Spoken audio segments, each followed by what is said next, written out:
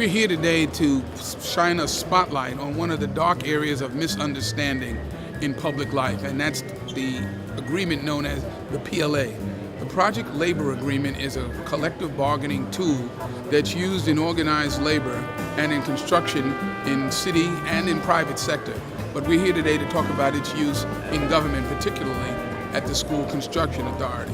We've gathered contractors who are part of the Graduate Mentor Program of the School Construction Authority, and they're going to have a panel discussion and workshops to get into the specifics of this particularly, sometimes controversial, but always useful and an economic tool called the Project Labor Agreement. We read about institutions, agencies, unions in the newspapers, and we sometimes say that, oh, those people are good people, or oh, those people are bad people. And I want you to know from personal experience and over 20 years on the front line that Ellie Spicer is one of the good people. One thing I've learned from my years of working in government is that people on the agency level in government, they care about their jobs getting done correctly. Is the Deputy Director of URS? It's my partner on the mentor program. Okay? That's right. This is a partnership that was made in heaven right here. So we're doing everything we can to grow contractors. That's really our mission. It's a culture of mentoring that we don't just take on when it's time to do a job. It's just what we believe in, and it works. Before we go any further, I want to acknowledge the team once again. This information is part of the Advanced Mentor Training Program. So question for Lynn and for John is, how has working in this environment either accelerated your rate of working with firms, new firms?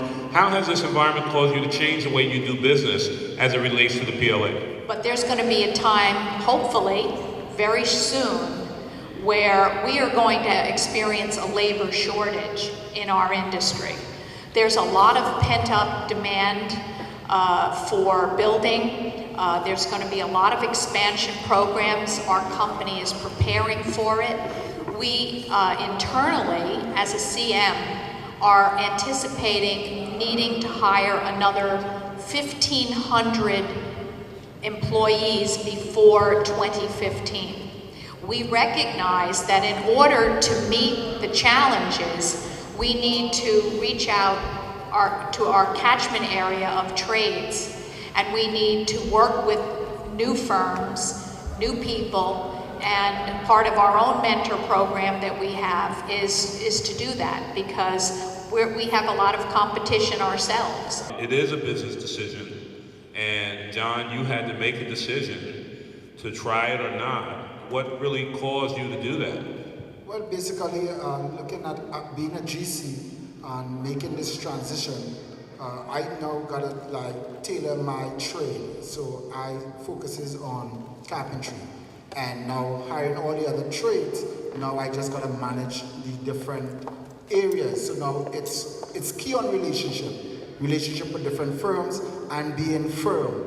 You know, because at the end of the day, this is where you make your money, or you lose your money. Always need that money. Robert, you had a concern about that also. It was 2 points I'd like to make when it came to the shortness of labor. In 2005, 2006, 2007, I'm gonna say, the union had came substantially short with labor.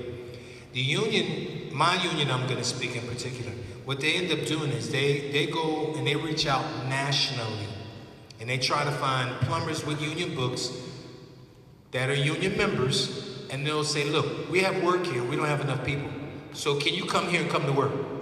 Well, the reality is, if you make the transition into becoming a union contractor, you eliminate that. That money was for New York, it should stay in New York, and it should go to the residents of New York. Talking a lot about expansion and the things that you need to do now to be ready for that time then. You should all be focused on the SCA. 5-year plan is $11 billion, actually 11.2. Yes, it's a drop from the 13.5 it was in the last plan, but it's still over $2 billion a year in projected spending. So you have to be focused on that. Even if you look at the universities, Columbia University has a 25-year plan, and NYU just announced a 2031 master plan, and City College is doing a tremendous amount of building too. So you really, really have to embrace this discussion for growth, not what you're doing now, but what you're doing in the future.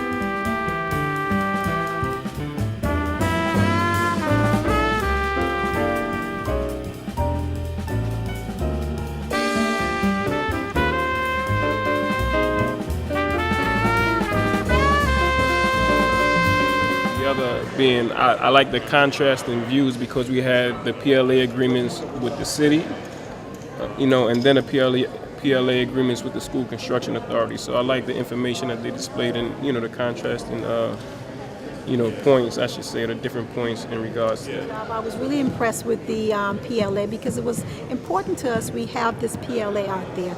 As I keep saying, it's a legal document and it's complicated enough for us to understand. I'm Lynn Shavelson with Skansky USA Building, and this fits well with our goal to expand our reach for new trade contractors, and programs like this are training those contractors to meet the building challenges of tomorrow. It's a great program. I hope you enjoyed it. It has really been a pleasure to be able to deliver this type of information. We had a very, very successful room today. We had almost 120 contractors. We got to dispel all the notions about the project labor agreement, understand what works and what doesn't work, and how you're going to have a benefit for growth. So this is the real deal. We're doing the work. We're not just making this story up, all right? So we're going to tell you how to grow. Remember to watch out for the book, Making Bold Moves, Creating Multi-Million-Dollar Success in 500 Days or Less. All of these lessons come from that. So we'll talk about how important it is to practice. This was a day of practice. Conference, seminar, workshop is practice. So now that you guys got that, I'm very, very glad that we're going to be moving on to the next level. Please stay with us, and I'm glad you were here today. Thanks a lot.